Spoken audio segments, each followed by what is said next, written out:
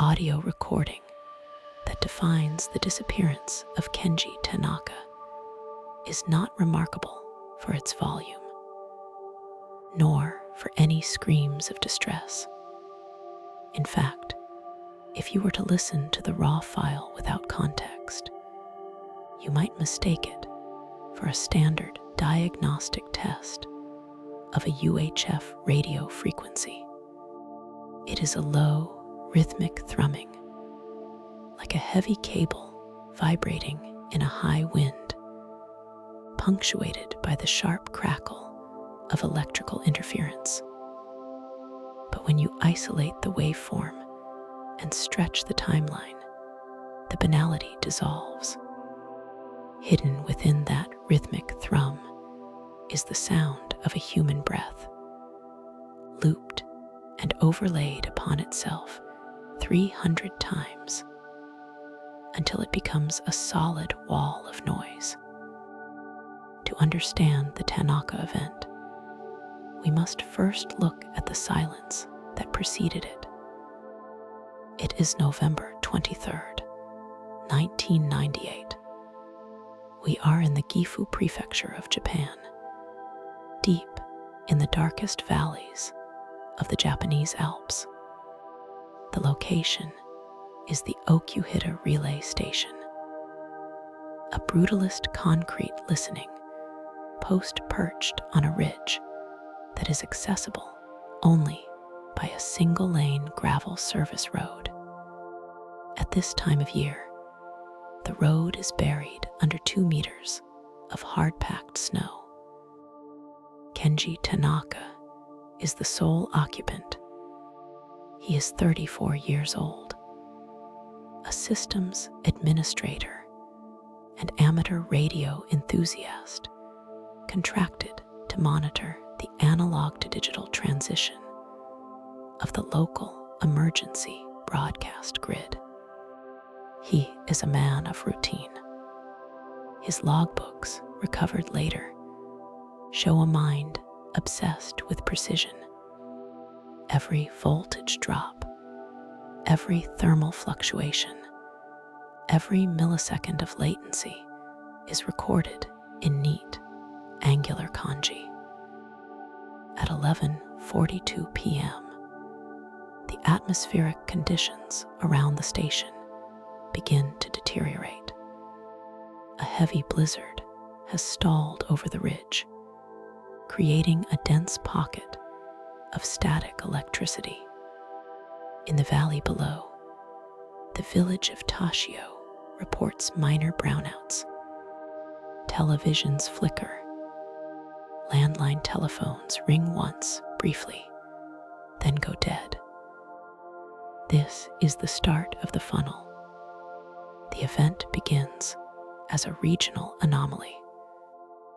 Down in the village, a retired schoolteacher named Haruto Sato is watching a late-night variety program.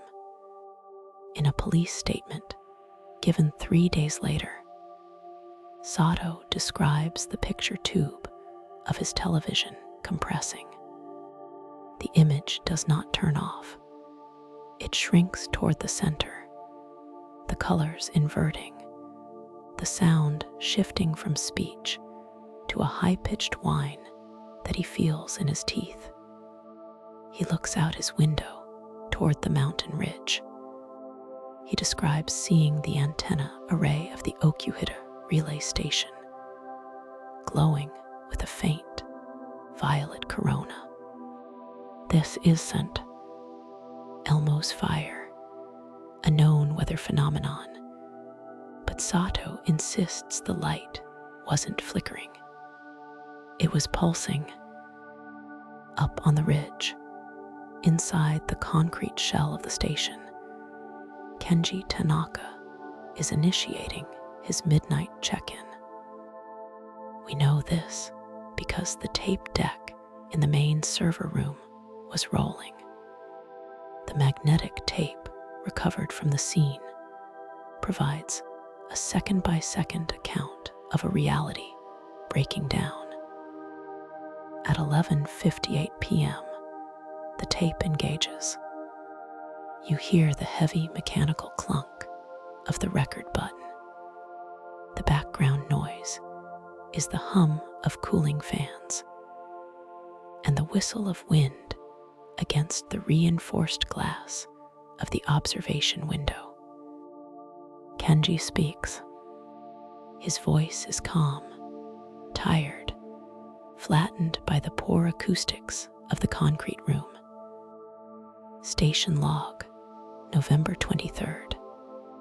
Grid stability is holding at 98%. The storm is causing significant interference on the lower bands. I am picking up crosstalk on channel 4. There is a pause, a sound of shifting paper, the squeak of a chair. He continues, attempting to isolate the frequency.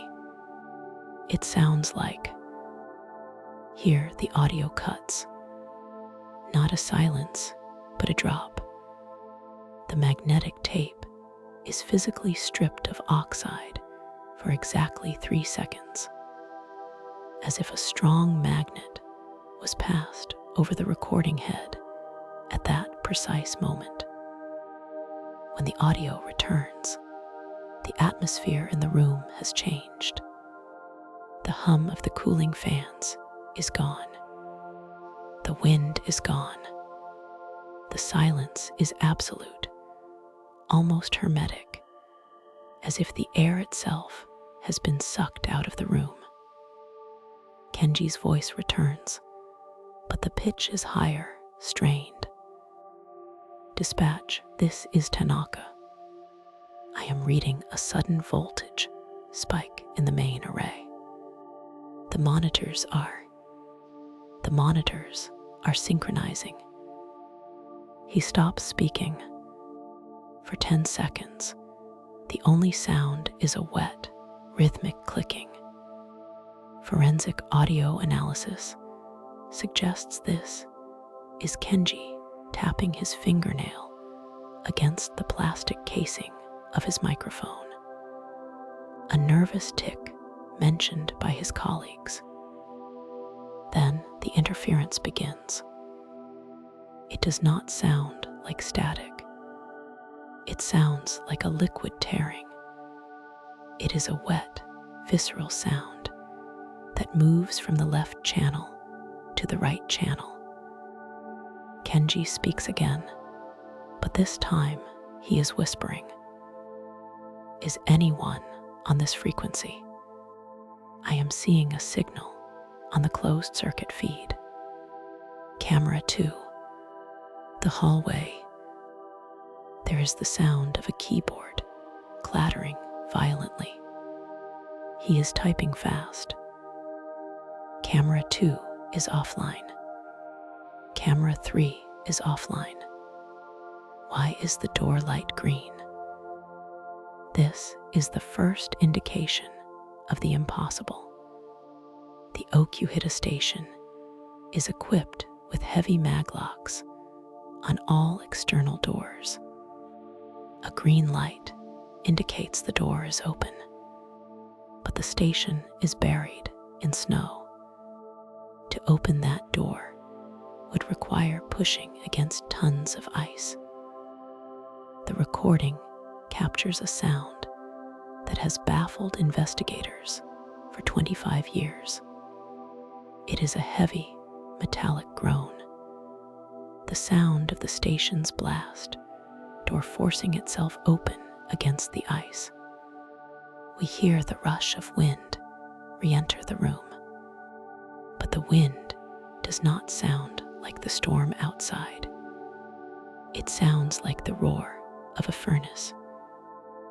Kenji's voice rises to a shout, competing with the roar.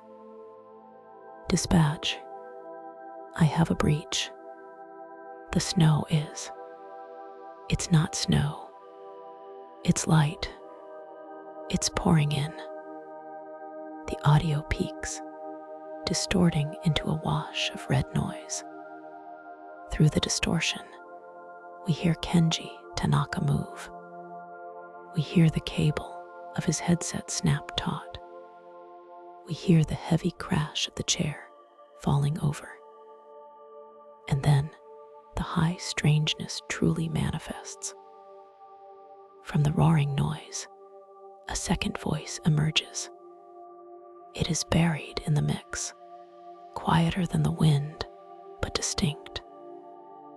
The voice is Kenji Tanaka, but it is not an echo. The timing is wrong. The second voice is answering the first voice, but it is speaking the words before Kenji says them.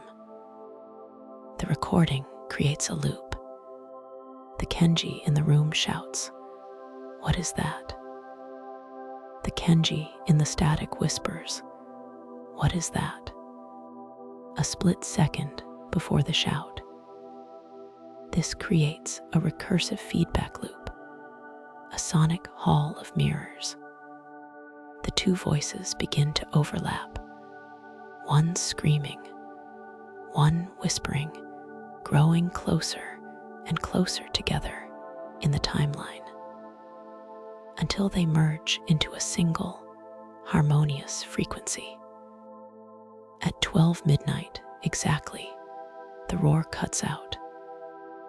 The silence returns. It is the same heavy, vacuum-sealed silence as before. We hear a single set of footsteps. They are slow, deliberate steps on the linoleum floor. They do not sound like running. They sound like walking. They move from the desk, across the room, toward the open door. The microphone picks up one final sound. It is the sound of Kenji Tanaka, close to the mic, his breath hitching. He says one word. Oh. It is a tone of realization. Not fear, not pain, recognition. Then the footsteps continue.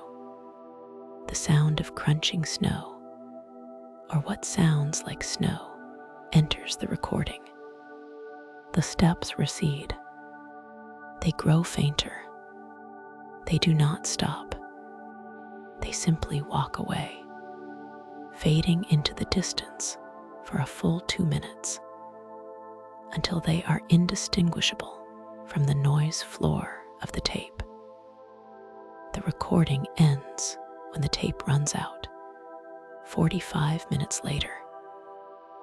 When the relief team arrived by helicopter the next morning, alerted by the cessation of the station's heartbeat signal, they found the Okuhita relay station in a state of pristine preservation. The blast door was sealed tight. The maglocks were engaged. The snow outside the door was undisturbed, a smooth, white sheet unbroken by footprints. There was no evidence that the door had been opened at all, let alone forced against the drift. Inside, the server room was freezing. The heating units had been manually disabled. Kenji's chair was upright. His logbook was open to the page for November 23rd. The final entry was written in his handwriting, but the ink was smeared, as if he had dragged his hand across the page while writing it. It read, "Signal received. Signal accepted." There was no sign of struggle. There was no sign of Kenji Tanaka. But the most disturbing detail, the one that the police reports glaze over, but the digital archaeologists obsess over, was the computer monitors. The station used old cathode ray tube monitors. When the relief team entered, all 12 monitors in the bank were active. They were displaying a single, static image. It was a view from camera 2. The hallway camera Kenji had claimed was offline. The image was grainy, black and white, and frozen.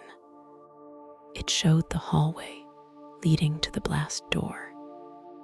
In the center of the frame stood Kenji Tanaka. He was facing the camera. He was not wearing his winter gear. He was standing in his shirt sleeves, his arms at his sides. But the timestamp on the screen did not match the time of the disappearance. The timestamp was dating the image to right now, the moment the relief team walked in. As the team leader moved closer to the screen, the image of Kenji flickered. The head of the figure on the screen turned, pixel by pixel, to follow the movement of the team leader in the real world. Then the monitors degaussed with a loud snap, and the screens went black. They never powered on again. This is the incident. A man locked in a concrete box, a voice that preceded itself, and a departure through a door that never opened.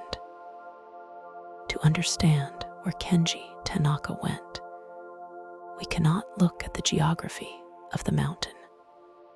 We have to look at the architecture of the signal he was monitoring. We have to look at the glitches in the code. Because Kenji Tanaka didn't leave the room. He was translated. This brings us to the first piece of hard evidence, the server logs. While the tape provides the audio of the event, the server logs provide the skeleton. And the skeleton suggests that whatever entered the room that night didn't come from outside the mountain. It came from the network. At 11:59 p.m., 60 seconds before the screams began, the firewall at the Okuhita station registered an inbound packet of data. It was massive, terabytes in size, arriving over a connection that should only have been capable of kilobytes. The source IP address was not listed. It was null. But the destination port was not the main server. The destination was the workstation Kenji was sitting at. The incident was not an abduction. It was a download. In the next section, we will deconstruct the data packet itself and the impossible mathematics hidden inside the transmission that shattered a man into silence. We will examine the digital footprint left behind and why, for 25 years, digital explorers have reported seeing a figure standing in the background of low-resolution webcams across the Gifu prefecture. The signal is still broadcasting. You just have to know how to tune it out. To understand the impossibility of Kenji Tanaka's disappearance, one must first understand the equipment he was carrying. This was not a casual hiker relying on a smartphone with a cracked screen and a dying battery. Kenji was a senior structural engineer contracted to inspect the seismic retrofit of the Makawa underground relay station. He was a man who lived and died by metrics. His loadout was redundant, professional, and expensive. He carried a Garmin GPS MAP 66, I handheld satellite communicator. He wore a GoPro Hero 9 Black mounted to his chest harness. He carried a backup analog radio and a localized Geiger counter, standard protocol for deep subterranean infrastructure inspections. These devices do not simply record location. They record the state of the world around them. They handshake with satellites. They log barometric pressure. They create a digital cage of data that proves, incontrovertibly, where a human being is standing at any given second. And on the afternoon of October 14th, 2021, every single one of these devices began to lie. The first anomaly appears in the GPS logs retrieved from the cloud server 3 days after the search was suspended. We call this the velocity error. According to the initial ping at 1:32 p.m., Kenji is standing at the trailhead, exactly where his vehicle was found. He is stationary. He is likely checking his gear. The heartbeat of the GPS is steady, pinging the Iridium satellite network every 2 minutes. At 1:34 p.m., the signal remains steady. He has moved 50 meters toward the tunnel entrance. At 1:36 p.m., the data breaks reality. The next coordinate log places Kenji Tanaka 4.2 miles due east on the opposite side of the mountain range. To physically traverse this distance in 120 seconds, Kenji would have had to move at a speed of 126 miles per hour through dense pine forest and solid granite. This is not a simple triangulation error. Triangulation errors usually result in a radius of uncertainty, a large circle on the map where the signal bounces off a canyon wall. This was not that. The device claimed a hard lock on his position. It claimed he had instant transmission to a location that is topographically inaccessible. Then at 1:38 p.m., the signal snaps back.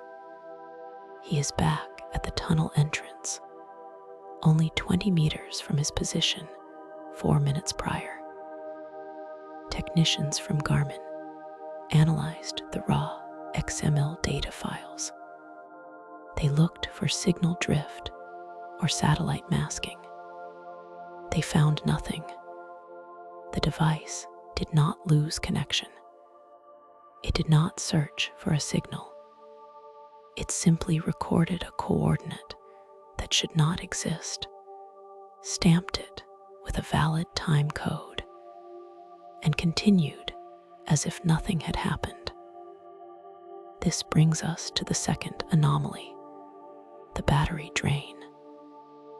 Kenji's GoPro footage was recovered from the SD card found in the wet mud near the tunnel's drainage grate. The camera was off when found, but the card was intact.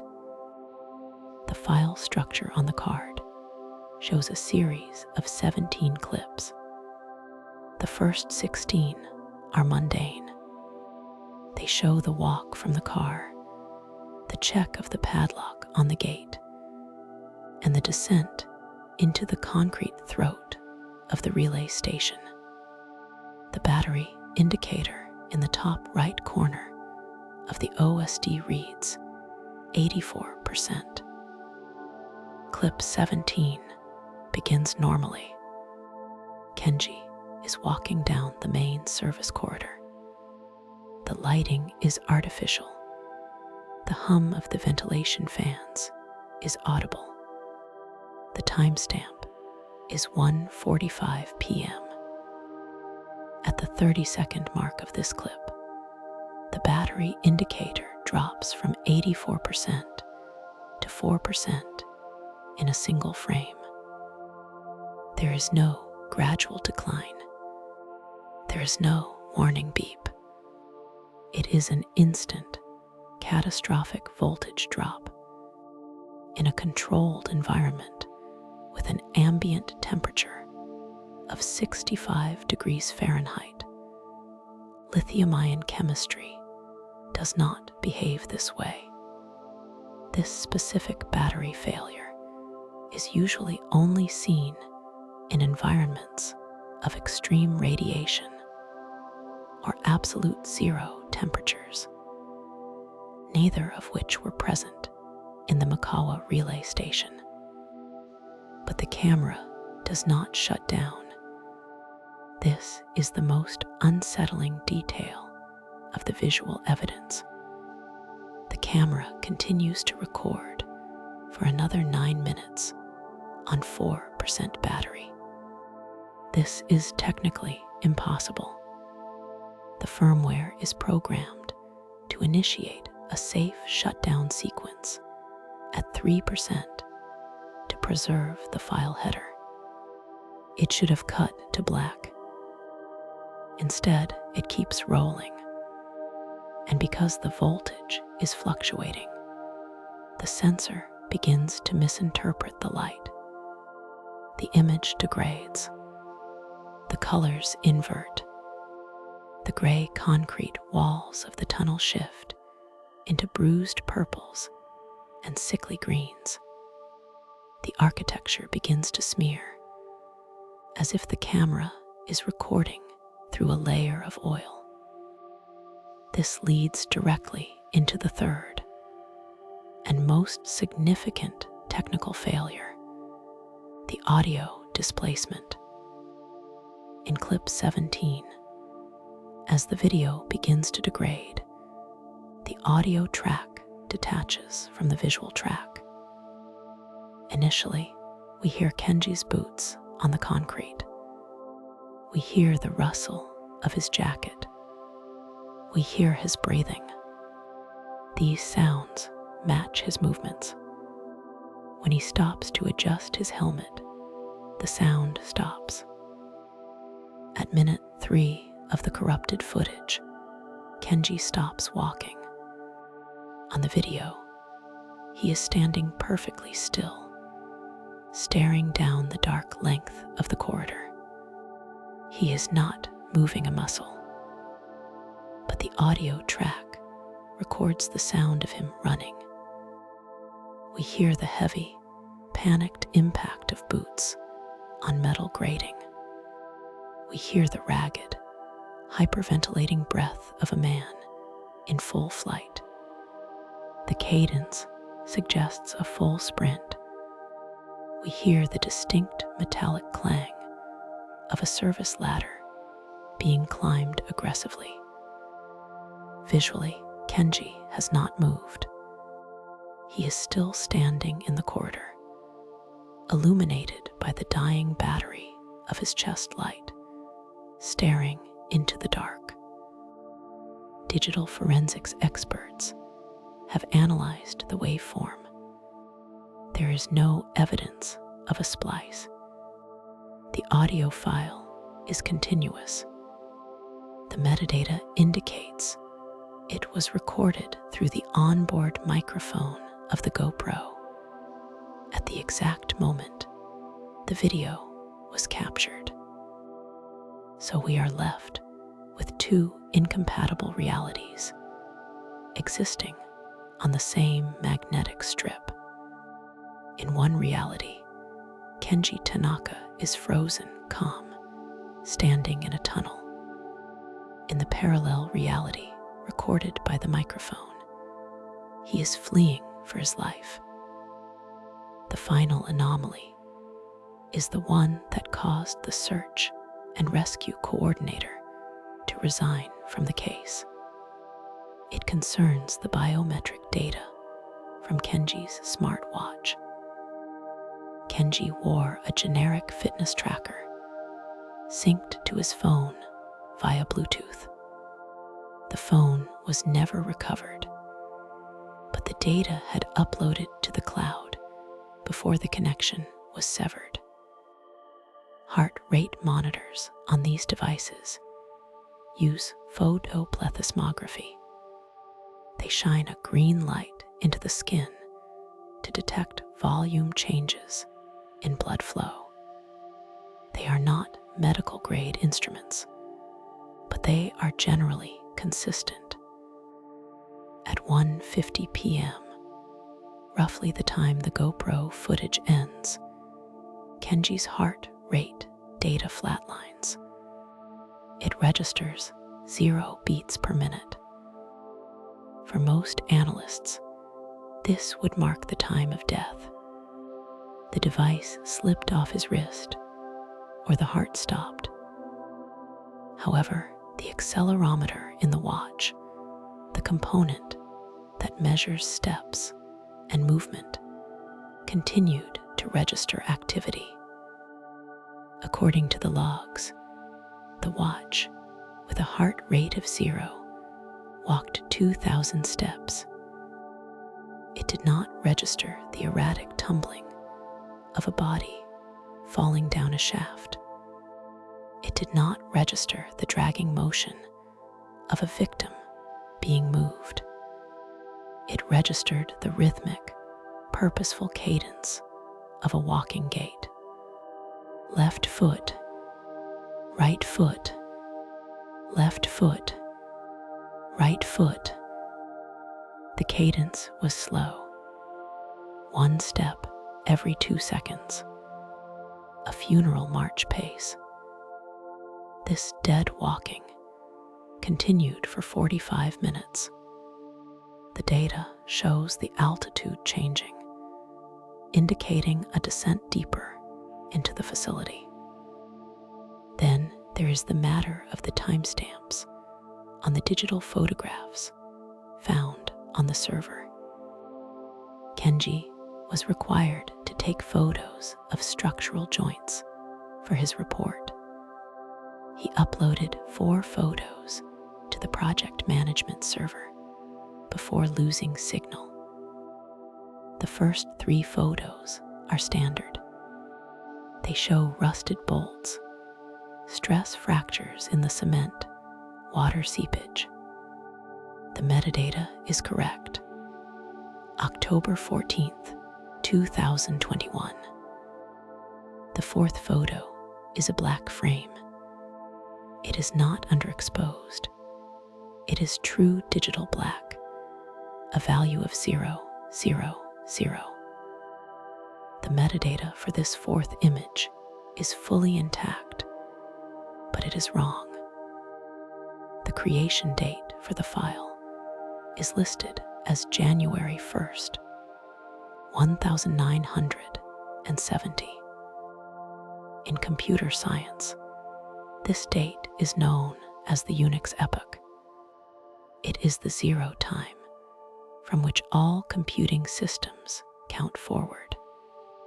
When a digital system suffers a total catastrophic memory failure or a complete logic collapse, it reverts to the epoch.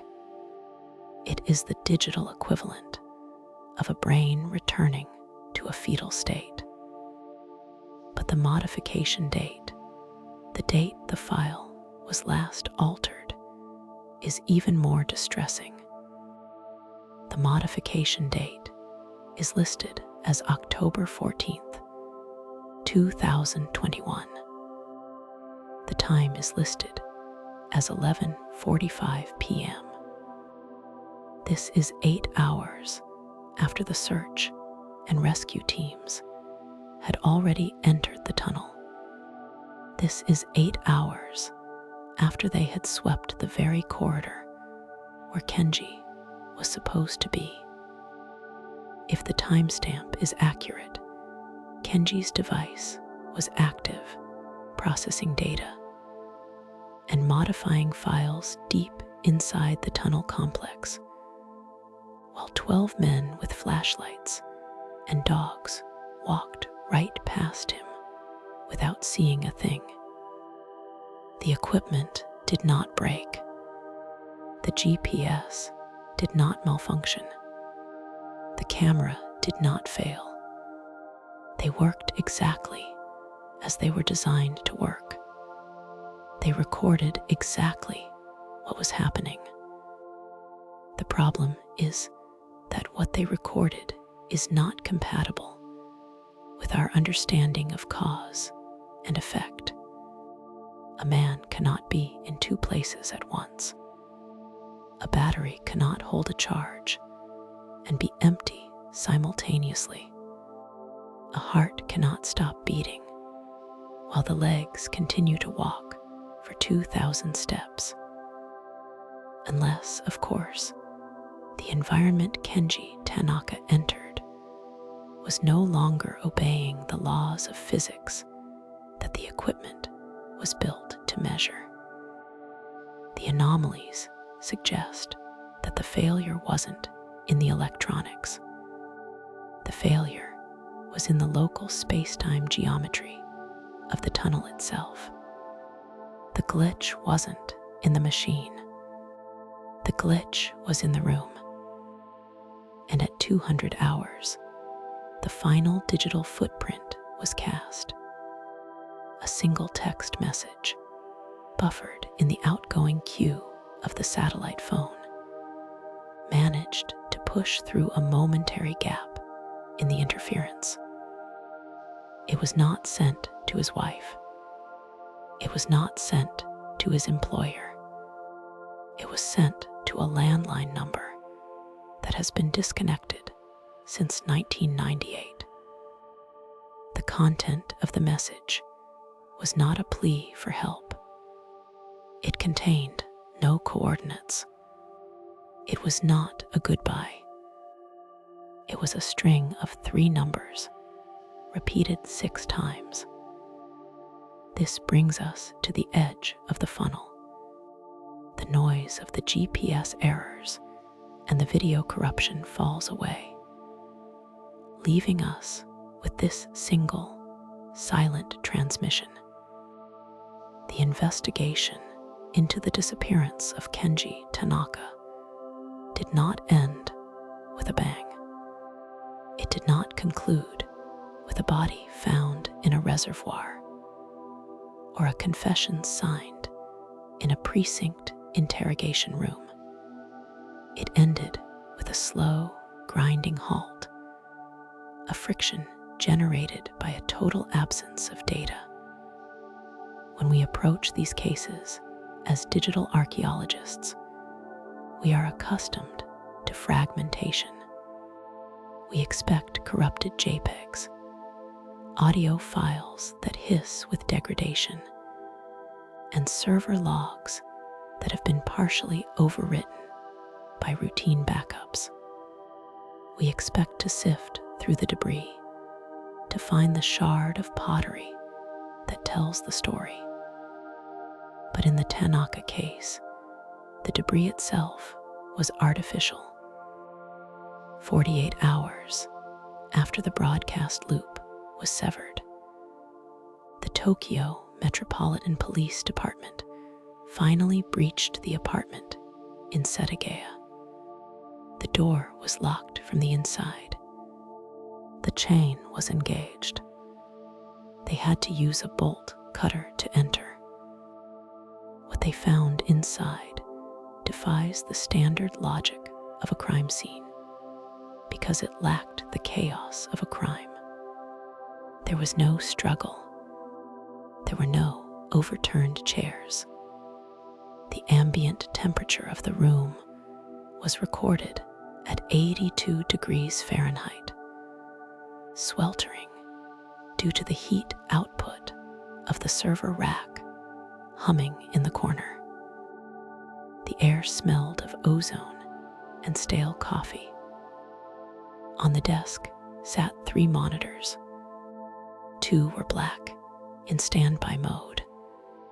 The center monitor displayed a command line interface. The cursor was not blinking. The system had frozen. This is where the first wall appeared.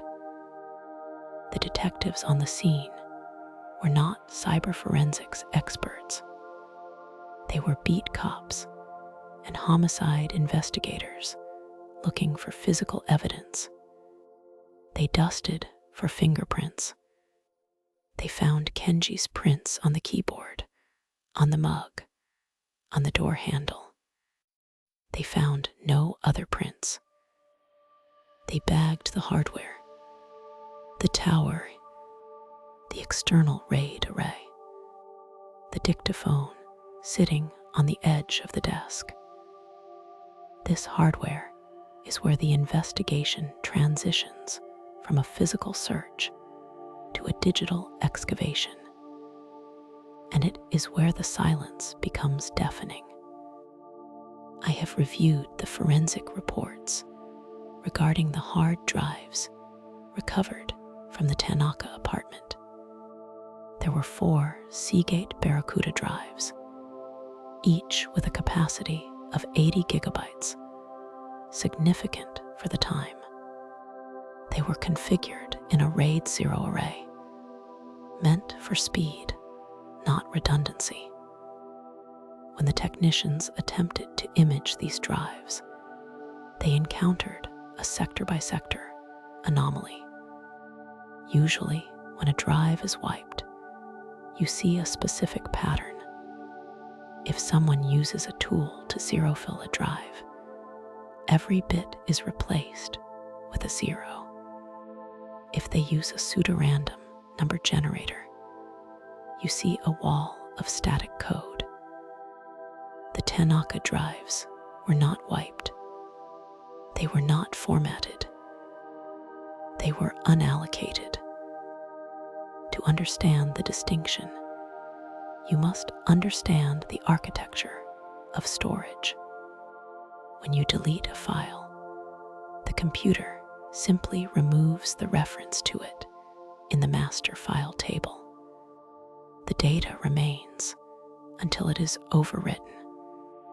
A forensic expert can easily recover that data. But unallocated space usually contains the ghosts of old data, fragments of temporary internet files, old text documents, system logs. The technicians ran recovery software for 72 hours. They utilized EnCase and FTK Imager, the industry standards. The result was a flat line. The hex editor view showed nothing but zeros, not just in the user partition, but in the reserved system space. The firmware of the drives themselves appeared to be factory fresh. It was as if the magnetic platters had been manufactured, sealed, and never once spun up to write a single byte of data. And yet, the police found the drives spinning. They were hot to the touch.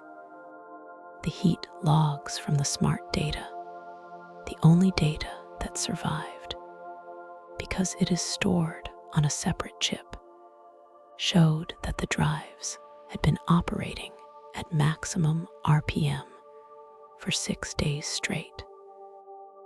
They were spinning at 7,200 revolutions per minute, writing absolutely nothing. This is the sensation of digital archaeology hitting bedrock. You are looking at a physical object that claims to have been working, yet contains no record of that work. It is a logical paradox. The investigation turned to the ISP logs. If the drives were empty, perhaps the data had been uploaded. Kenji Tanaka had a fiber optic connection, a rarity for the residential district in that year. The ISP records show a massive spike in upstream traffic beginning at 2 in the morning on the night of the disappearance. For 3 hours, the connection maxed out its bandwidth. Gigabytes of data were flowing out of that apartment. The detectives traced the IP address of the destination.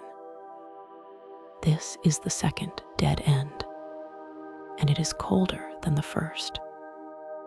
The destination IP did not resolve to a server farm in Russia or a proxy in the Cayman Islands. It did not resolve to a cloud storage provider. The IP address belonged to the computer inside the apartment. The traffic was a loop. The system was uploading data to itself, specifically to the local host address 127.0.0.1. Technically, this is called a loopback. It is used for diagnostics. It means the network card is talking to the operating system.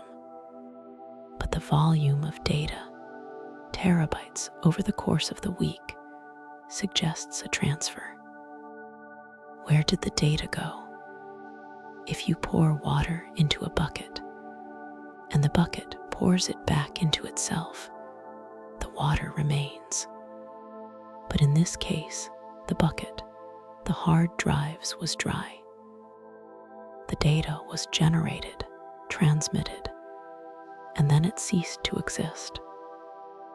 The final avenue of inquiry was the audio. Among the items seized was a digital dictaphone, a Sony ICD model. Kenji used it for audio notes, common for sound engineers. The device contained one file. It was recorded 2 hours before the police breached the door. The duration of the file is 45 minutes. I have analyzed the spectrogram of this file. A spectrogram allows us to see sound, plotting frequency against time. A human voice looks like a series of wavy, horizontal ladders. A door slam looks like a vertical spike. The file from Kenji's desk is almost entirely silence. The noise floor is low, indicating a high-quality microphone. You can hear the hum of the server fans. You can hear the distant sound of traffic from the street below.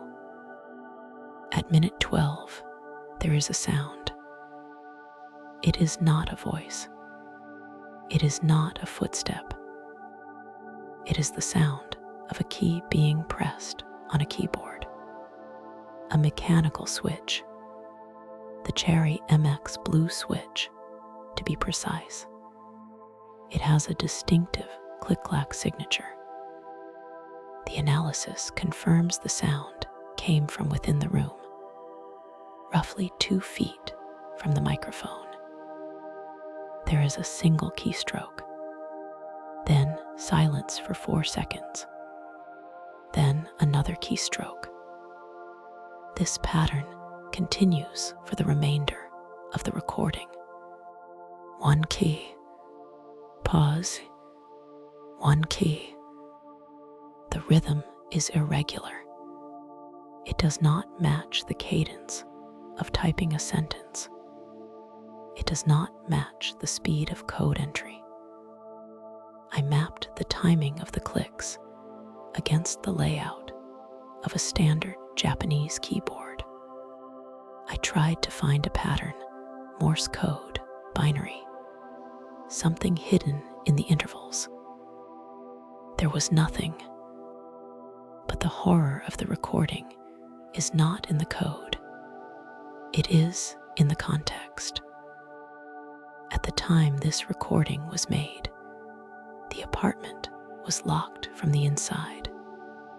The windows were sealed.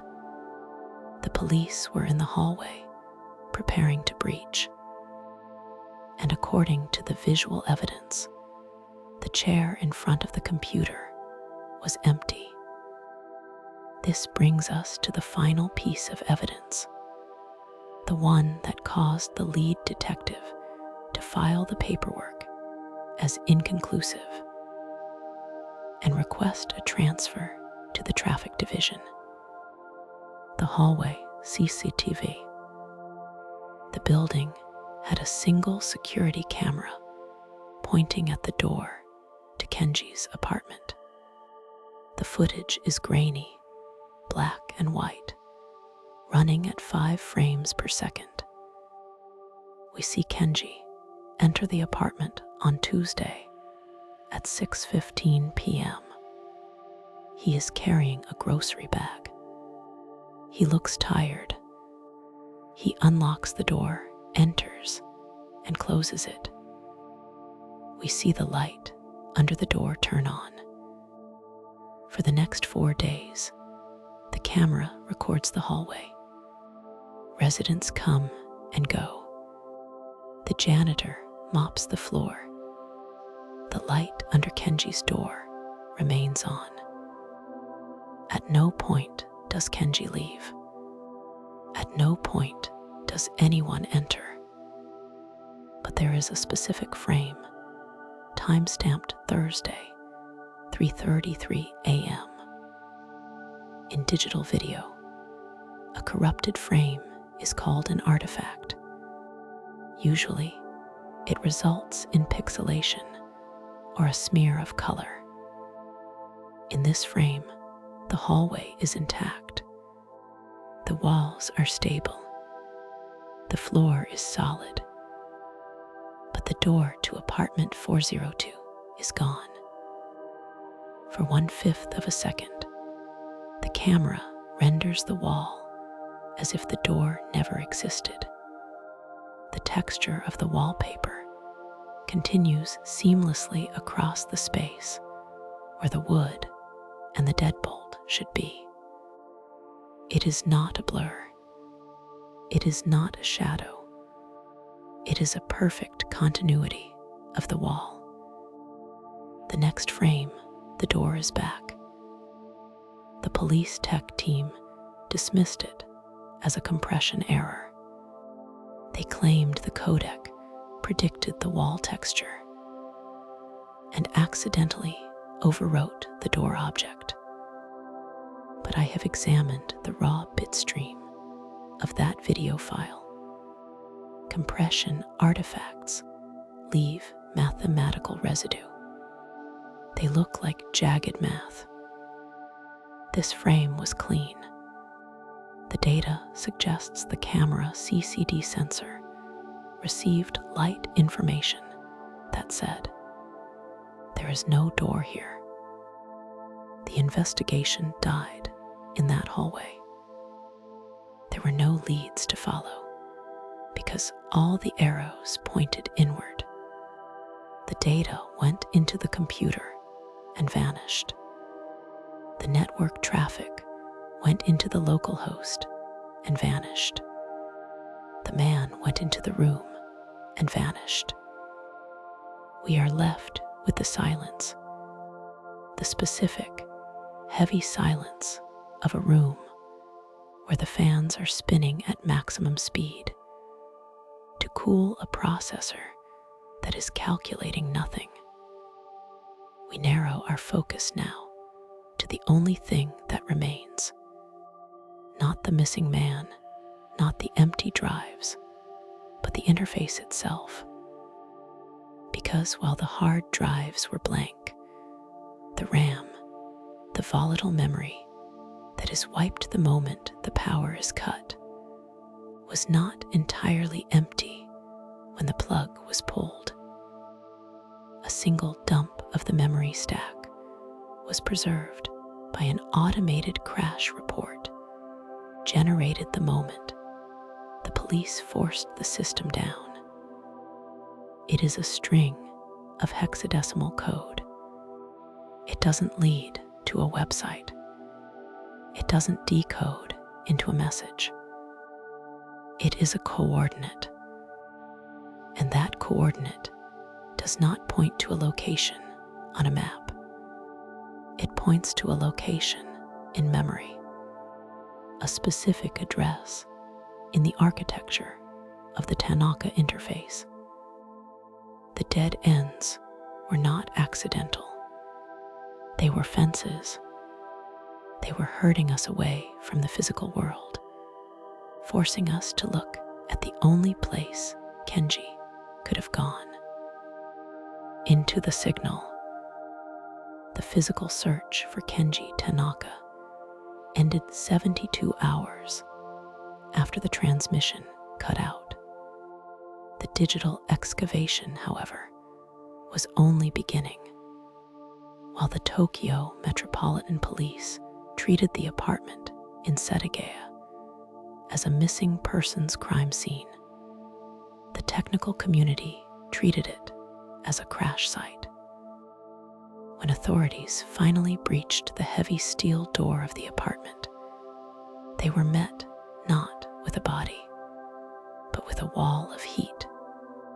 The ambient temperature in the small, soundproofed room was recorded at 41 degrees Celsius, despite the air conditioning unit running at maximum power.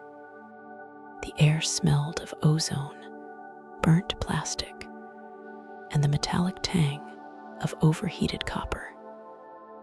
The layout of the room told a story of frantic surgical modification.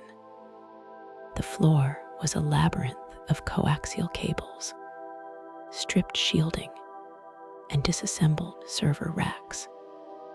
In the center sat the modification that has baffled engineers for over a decade.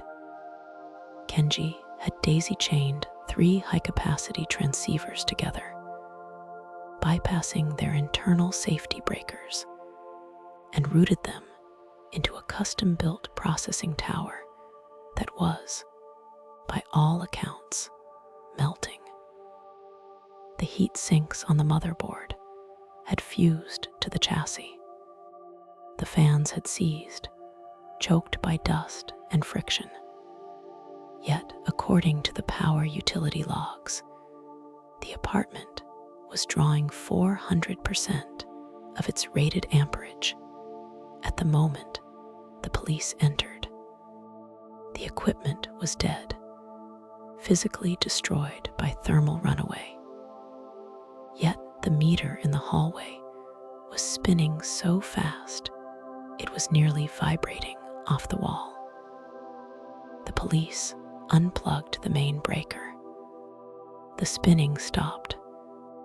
The room fell into a heavy, suffocating silence. They found no suicide note. They found no signs of struggle.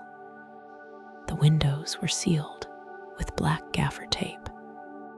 The door had been deadbolted from the inside, requiring a battering ram to open. Kenji Tanaka had simply ceased to exist within the 300 square feet of his workspace. What he left behind were the hard drives. 6 external drives were connected to the main array. 4 were fried, their platters shattered by what looked like magnetic concussion. 2 survived. These drives were handed over to the cyberforensics division, and eventually, copies of the raw data leaked onto the darker corners of the internet, where audio engineers and data recovery specialists have spent years dissecting them. The contents of the drives defy the logic of commercial computing. The file system was corrupt, but not empty. The remaining sectors were filled to capacity with a single, continuous file. It was not formatted as audio, video, or text.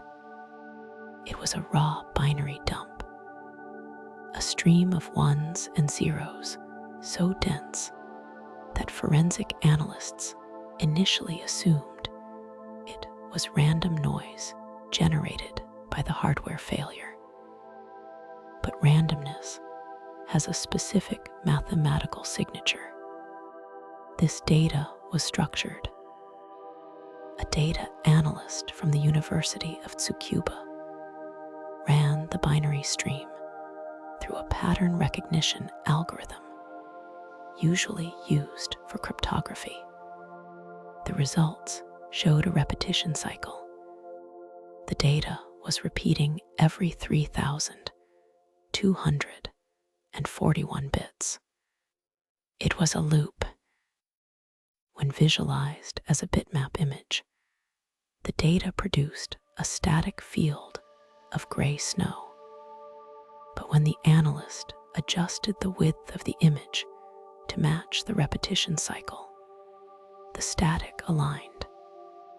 It formed a distinct vertical pattern. It looked like the bars of a cage, or perhaps the interference pattern of two wave fronts colliding.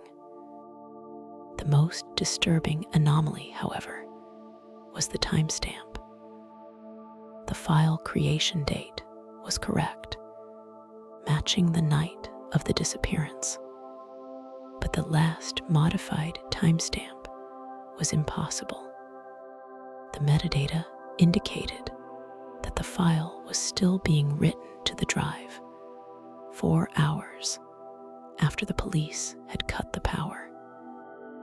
The drive had continued to record data without electricity, without a processor, and without a user. Then there is the audio. While the transceivers were melted, Kenji's secondary recording device, a battery-operated field recorder placed on the bookshelf, survived intact. It captured the audio of the room during the final minutes of the event. This audio file, known in the community as the Tanaka ambient, is the closest thing we have to a witness.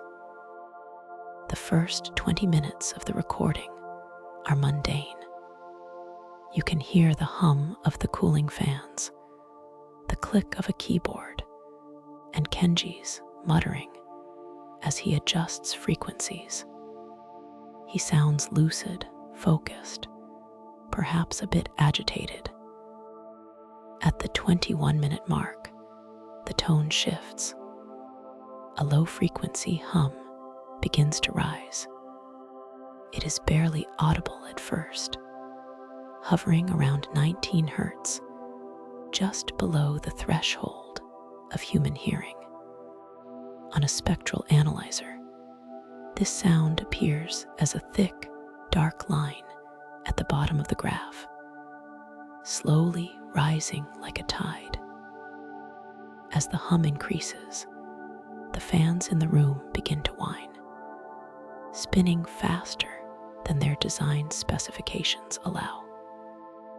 At 22 minutes, Kenji stops typing. You hear the creak of his chair as he leans back, then a sharp intake of breath.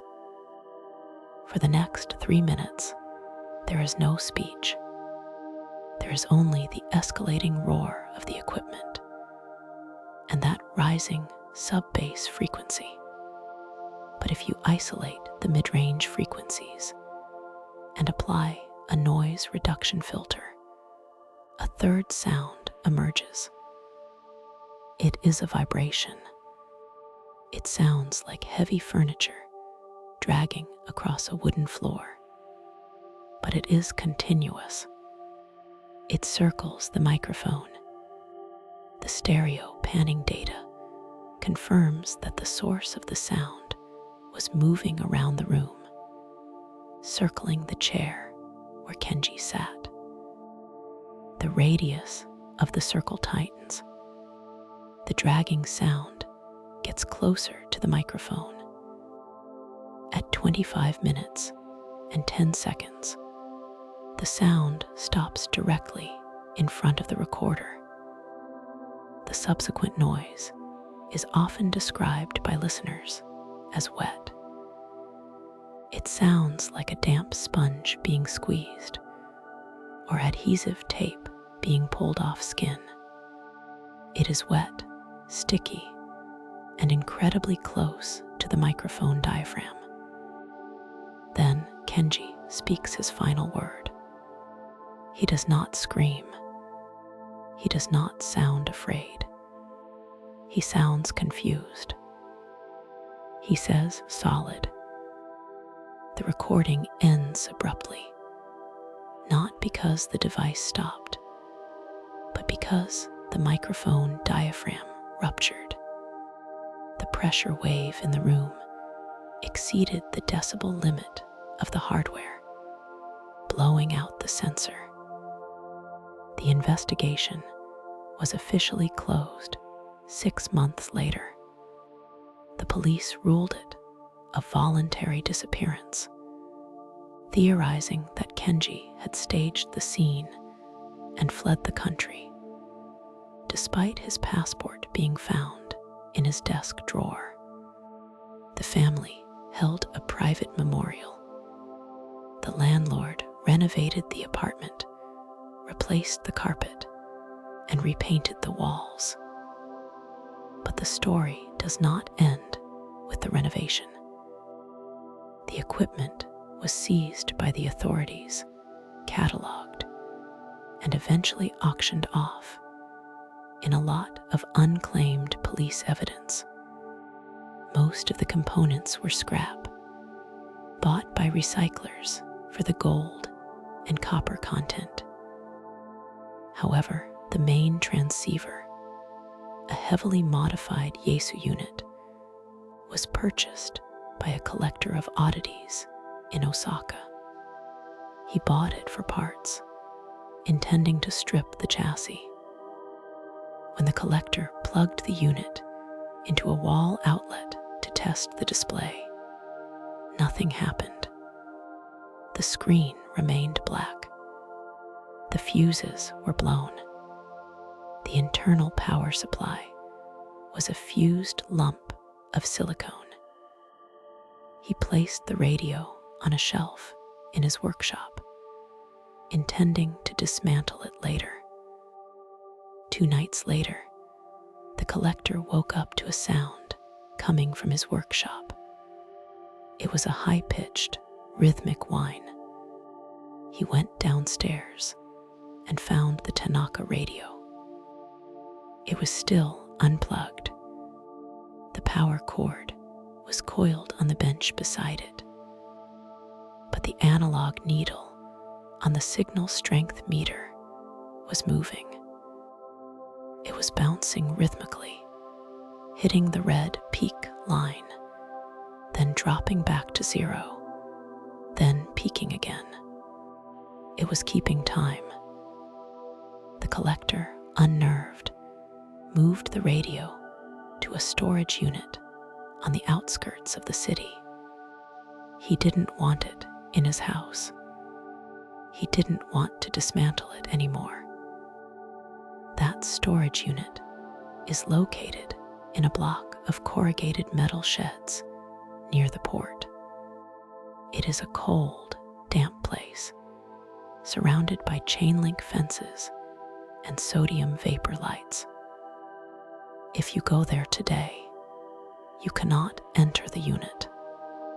It is padlocked, and the rent is paid automatically by an anonymous trust. But you don't need to enter to see it.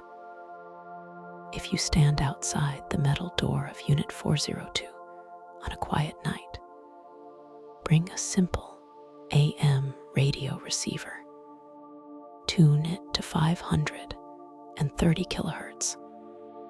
It is a dead frequency, usually just static. Hold the receiver close to the door gap near the concrete floor. You will hear it. It cuts through the static with absolute clarity. It is not a voice. It is not Morse code. It is the sound of a microphone diaphragm straining against pressure. A wet, rhythmic tearing sound. And if you wait long enough, if you stand there in the cold, damp air of the port until your hands go numb, the rhythm changes. The tearing stops. And for a split second, your radio will broadcast the sound of a room that no longer exists. You will hear the distinct, cooling tick of a radiator, the hum of a fan that hasn't had power in 10 years, and a faint, confused whisper. Solid. Then the static returns. The signal strength meter on your radio will drop to 0. But the meter inside the locked storage unit, sitting on a dusty shelf in the dark, unplugged from the world, remains pinned in the red.